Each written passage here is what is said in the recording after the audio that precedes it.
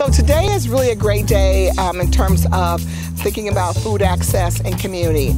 We are going to be visiting gardens that are now being able to sell produce if they're under an acre to their community. You know, we want to make sure that we think about how do we make sure that our gardeners are being able to not only provide produce to the community, but they also need to be able to make a profit to be able to continue to have this product in their community. And so I think the gardeners and the community both win. It's a win-win. Please join me in the garden with Minister Aaron. Good afternoon, Ms. Tyson. Welcome to Southside Family Farms. This is one of 3 urban farm sites. This is a city land bank site. This has been here for at least 2.5 seasons now. This is the first year that we're actually being able to sell to find that sustainability that you mentioned. In previous years, we've given away everything that we've grown here to the neighbors, even educating them on vegetables that they're not aware of. And then we have cooking demonstrations. Some of our communities are food deserts, so by having it right here in your neighborhood where you can walk and have easy access to come and get this, it will certainly help to improve the lives of our residents, and they'll be much healthier and be getting great food and supporting business. And I see we have some string beans over here. Yes, ma'am. Like the bug. Oh, look at them. That's one of the favorites in the community is those string beans. And the legislation that we passed that now allow you to be able to grow in the city under 1 acre. Why is that so important to the work that you're doing here? And so one thing is sustainability, and being able to do this work provides the extra resources to buy seed. It puts a couple dollars in stipends into youth volunteers that we have come here. We are now, because we are a nonprofit and we set up, we can take SNAP benefits here at the garden now because of that new legislation, doing different things and different growing practices to educate the youth and to inspire them. Look at you with this eggplant. Yep, and so Eggplant have been in here now about 4 weeks. We started the seedlings at home. This other bed was snap peas, and so we got them out late, and so we just got tomatoes into that bed. This one, we've started more radishes in this bed. We definitely use the practices of crop rotation.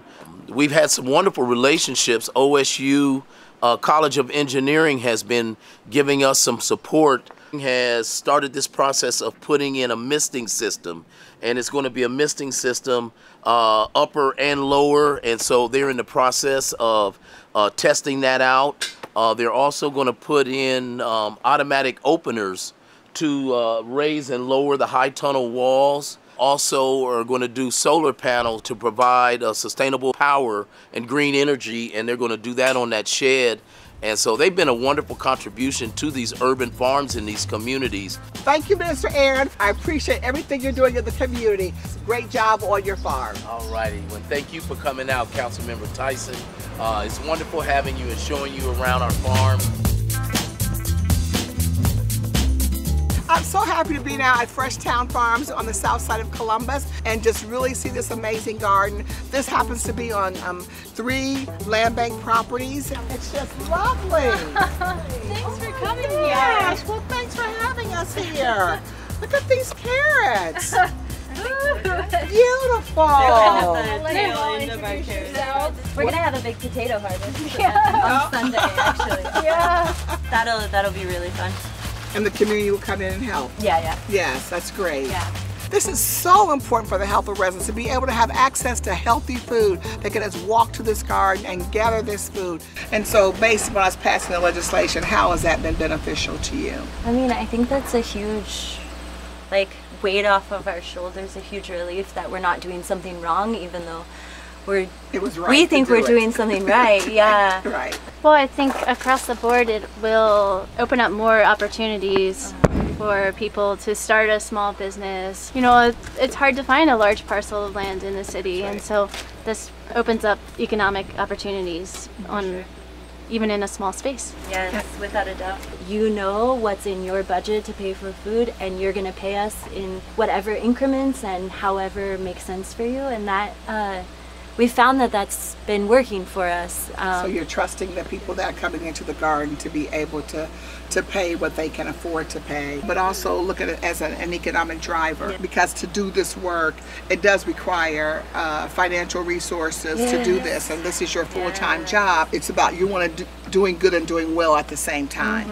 It's overwhelming, like financially unavailable to many people, and without like the city really kind of pitching in there, like we wouldn't have the irrigation system that you see here that's really like allowed our plants to flourish. When we first started, we were like carting water in like bins like this from my house, driving them over, and we had a little hand pump. We were like pumping the water. It just like did not make sense, and we could not produce this amount of food. I hope the residents of this community will certainly be coming here and purchasing from this amazing urban garden. People stop by all the time, and even when we don't see them, they say that they're just looking to see how things are progressing. I think it generates a lot of excitement and a lot of memories for people, and it just makes a tremendous difference, and it will allow our residents to be able to eat at least, fresh fruits and vegetables every single day. We love